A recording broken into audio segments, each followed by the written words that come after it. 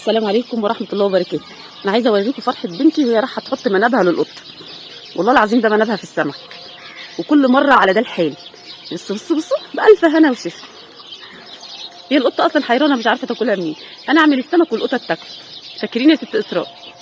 سيبيها بقى خليها تستمتع. أدي آخرة اللي تعمل سمك وعيالها مش بياكلوه. عندي البنتين ما بياكلوش السمك.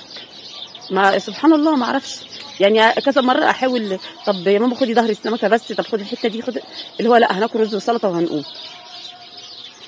ولما نفسهم تروح للسمك يبقى سمك من اللي هو عارفين البساريه اللي هو بيتاكل زي البطاطس ده بس، لكن السمك اللي هو البوري او البلطي او الحاجات اللي زي دي ما رضوش ياكلوه، مع ان شكل السمكه يعني حاجه كده بسم الله ما شاء الله، اللي هو مش هناكل يعني مش هناكل. فسبحان الله هي رزقها. احنا كل مره على كده على فكره، كل مره بنحطها قدام باب الشقه تيجي قطه تاخدها وتجري. المره دي بقى قلنا ايه، بيبهدلوا الدنيا قدام باب الشقه والريحه بتبقى برده صعبه بعد كده، ونحتاج نمسح كلور وحاجات كده، فقلنا لا. الله اكبر الله اكبر يا رب. ربنا يهديكم.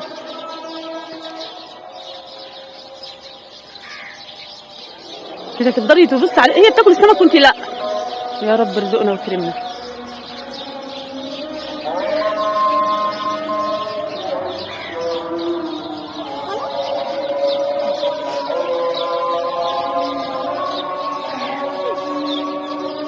الله اكبر الله اشهد ان لا اله الا الله اشهد ان لا اله الا الله.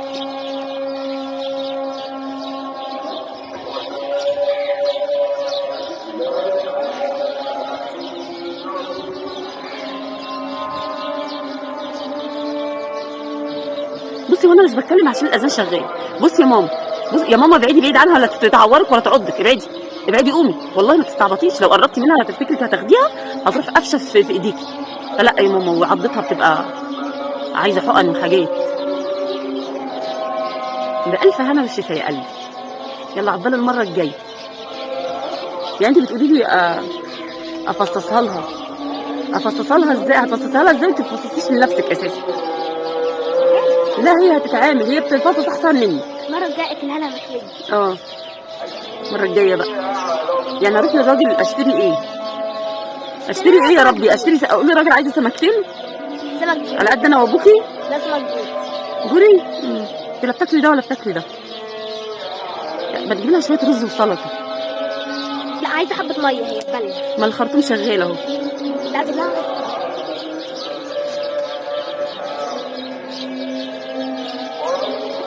سبحان الله يرزق من يشاء بغير حساب. يعني مقليه ومعموله ما شاء الله، يعني مش عشان عمايل ايديا بس، هي اصلا لو شفتوها ده دي كده باتت يومين على اساس على امل ان هي تاكلها بنتي، لكن سبحان الله رزقها ومتشال.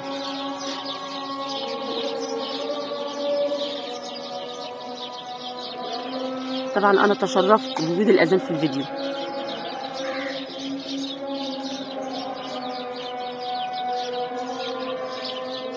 ربنا يرزقنا زي ما رزقك. سبحان الله. انا عندي ايمان ان كل واحد ربنا بيشيل له رزقه مهما كان هو فين ومهما كان هو ايه ومهما وصلت درجه ضعفه، ربنا شايل له رزقه. بصوا بنتي، بصوا اوعي تقربي منها بس بعيدي بقى. بصوا بنتي،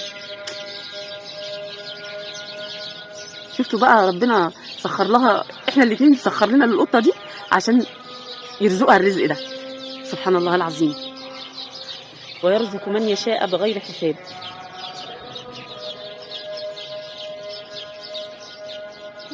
واحنا بنعمل كده واحنا راضيين الحمد لله ان احنا ربنا سخرنا ليها علشان خاطر هو عايز يرزقها.